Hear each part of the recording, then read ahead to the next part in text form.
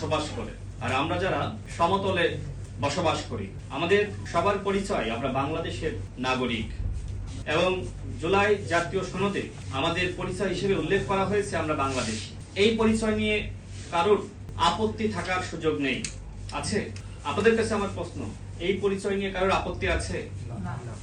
সুতরাং আমরা বিভিন্ন ধর্মের মানুষ হতে পারি, কিন্তু আমরা বাংলাদেশী হিসেবে, এদেশের একজন নাগরিক হিসেবে আমাদের মাথা উঁচু করে কথা বলা উচিত। পাহাড়ে যারা বসবাস করছে তাদেরকে বাদ রেখে কি বাংলাদেশ হতে পারে?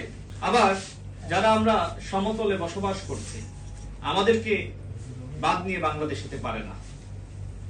আমরা সবাইকে নিয়েই চলতে চাই এবং সবাইকে নিয়েই এই দেশটা যাতে শান্তি শৃঙ্খলা বজায় থাকে এবং এই দেশ এগিয়ে যায়, সেই লক্ষ্যে সবাইকে দায়িত্বশীল ভূমিকা পালন করতে হবে।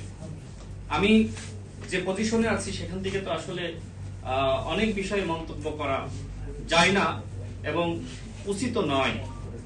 আমি আজকে এখানে সাংবাদিক ভাইয়েরা আছেন, তাদের মাধ্যমে আমাদের পাহাড়ে যে সকল জনগোষ্ঠী বসবাস করছে তাদের কাছে আমার উদাত্ত অনুরোধ থাকবে যে আপনারা নিজেদেরকে এই বাংলাদেশের একজন অধিবাসী হিসেবে গর্বের সহিত আপনাদেরকে নিজেদের পরিচয় একজন বাংলাদেশী হিসেবে সবার সামনে, সেটি বাংলাদেশের মানুষের কাছে, সেটি আমাদের পৃথিবীর বিভিন্ন দেশের মানুষের কাছে এই পরিচয় দেওয়া উচিত যে আমরা সবাই বাংলাদেশী।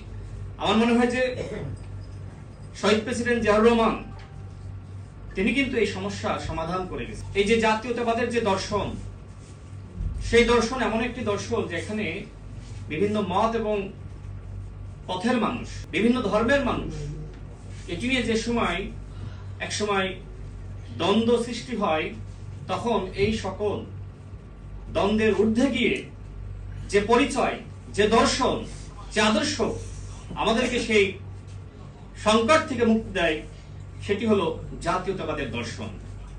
এবং সেই দর্শন হলো সবার আগে বাংলাদেশ, আমরা সবাই বাংলাদেশের মানুষ, আমরা সবাই বাংলাদেশী। এটি নিয়ে